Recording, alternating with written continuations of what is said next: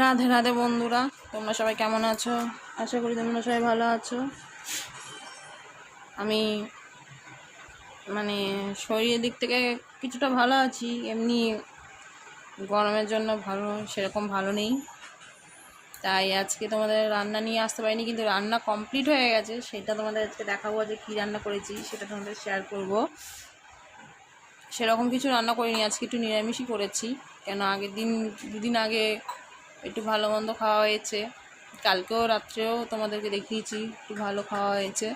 তাই আজকে একটু হালকা মতো রান্না করেছি, কারণ তোমাদেরকে জানিয়েছিলাম যে কিছুদিন পর বাসনার পরীক্ষা, ওকে নিয়ে ব্যস্ত, আর আমি একটু ব্যস্ত আছি। তাই তোমাদেরকে আজকে দেখাচ্ছি কি আজকে করেছি রান্না।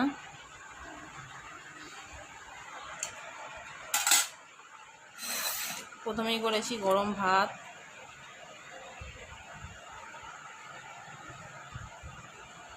তারপরে করেছি আলু ভাজা,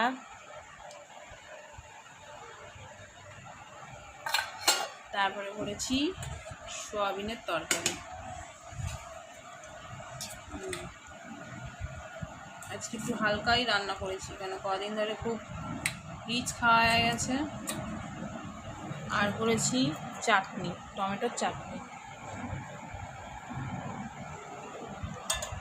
আর এখানে আছে কালকের একটু রাত্রে ভাত করেছিলাম, সেই ভাতটা রয়েছে, একটু জল ঢেলে রেখেছি। এটা আমি খাবো, কারণ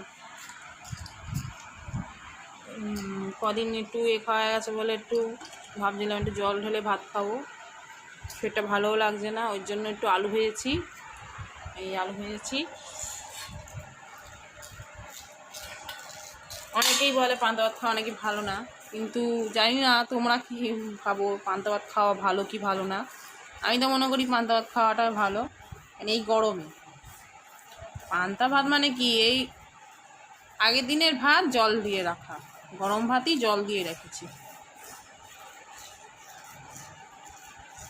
তোমাদের কেমন লেগেছে আজকের মেনু আমাকে জানিও, লাইক কমেন্ট শেয়ার করে আমাকে জানিও।